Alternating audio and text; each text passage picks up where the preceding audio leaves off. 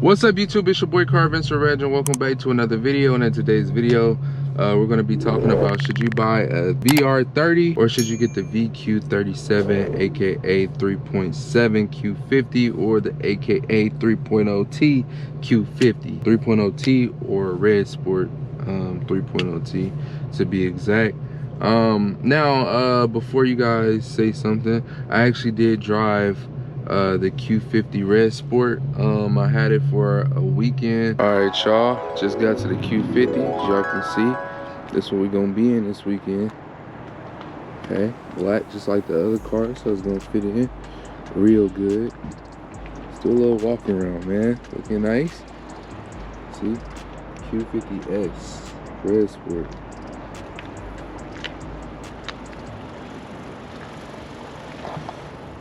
That Red Sport.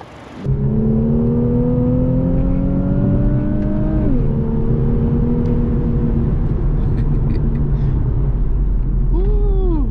Man, this car is, oh man, the power of this car, man, is crazy.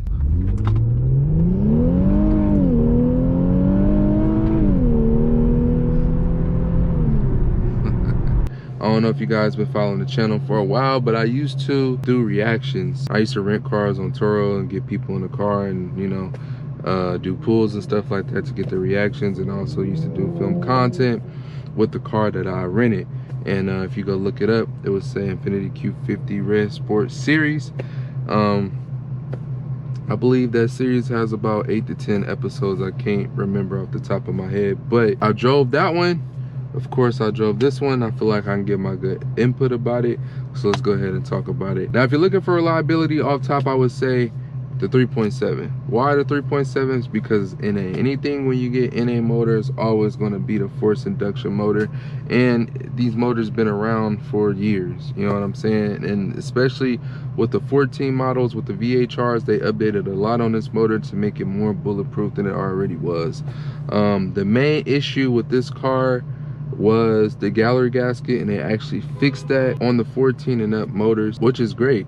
So you know, you don't have to worry about the gallery gasket. Now, the reason why I don't say reliability is best for the VR30 motors is because, well, actually I heard from the 2020 and up they actually fixed a lot of problems, but go ahead and comment below. From 2016s to, I say, 2020 or 2019s, you know, they had problems with the belts, they had problems with turbos, they had problems with the block itself.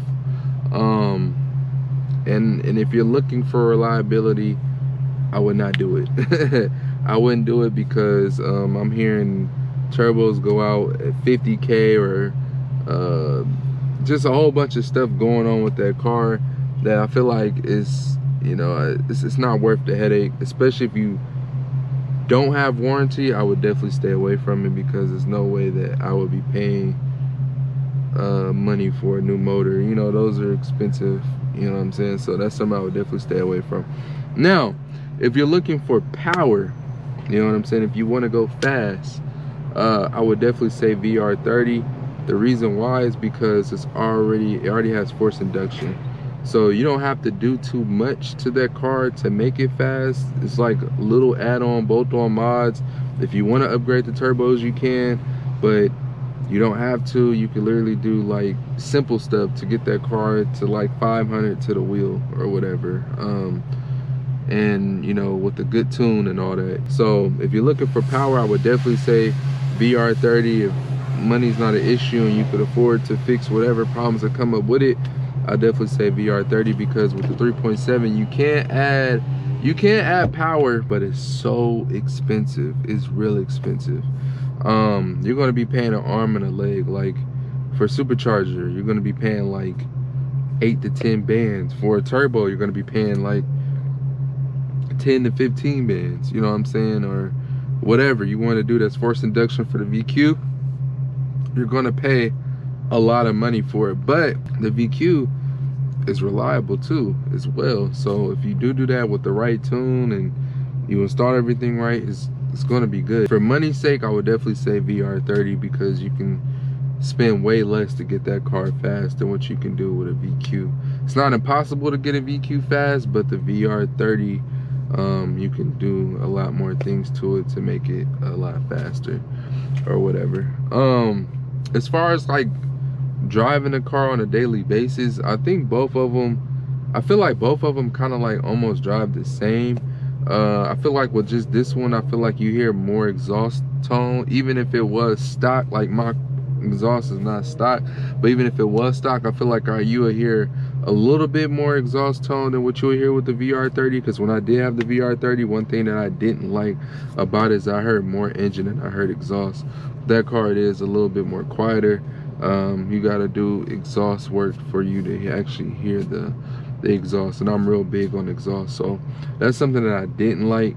But something that I did like with the VR30 is how quick it was and how responsive it was.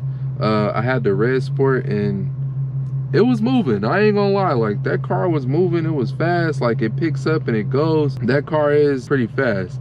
Now I could say like right now, I feel like my car would maybe like add on like one more, maybe if I add the test pipes and maybe if I do the 3-inch intakes, I feel like I'll be at the red sport level if I'm not already. I feel like performance wise, what you get out of the dealer is great, because if you are stock on a 3.7, I hate to say it, but now that I'm tuned, it's a little slow. I'm not even gonna lie, like I could definitely tell the difference from when I was stock on a 3.6. Even if you watch old videos when I was doing like pulls before I had even got a tune, you will see that, dang, like this car was moving a little slower than what it is now. Like I ain't gonna lie, this car is so fun to drive since I got it tuned. Like way more performance and everything. But anyways, we're talking about both cars. But you can do that as well. Like you can tune and go F. Even that is a lot of money compared to you know, a VR or whatever. I always say this: do your research, test drive both, and see what you like. Because it don't matter what I say, it don't matter what another creator might say, it don't matter what anybody else says. It's all about your opinion at the end of the day. It's your decision, it's your money, so you got to do what's best for you. You know what I'm saying? So I would definitely say test drive both, but just kind of go at it to where you know that, okay, if you're looking for a daily driver, maybe the VR wouldn't be the perfect one for you. Maybe you should go 3.7. But if you're looking for like power project car, maybe the VR30 would be perfect for you. Or if money wasn't an option and you had a good amount of money to where you're looking for a daily driver and you want it fast, and definitely get the VR30, to be honest. You know, if you got the money to fix it when it break, go right ahead. But if you don't, and you're just looking for something that's going to get you to A to B, knowing that's going to get you to A to B every single day, I would definitely say 3.7. Both of them are nice, and I could say with the VRs, the newer Q50s all look the same but different in their own way. Like they upgraded the tail lights in the newer models. They upgraded some stuff within the screens, like you get Apple CarPlay on the newer ones. The speedometer, they added the how you can see how fast you're going. And here I don't have that in mine, and you can see I don't have that. You can only see my range and stuff, but they added that as well. Of course, the VR transmission, what I swapped, which was a great mod. They have that, you know, updated transmission, so you don't have to worry about like valve body problems and stuff like that. And I could say that's the only thing with a Q50, I'm gonna keep it 100% real, is that unfortunately this car has valve body problems. Like you will definitely see that cold.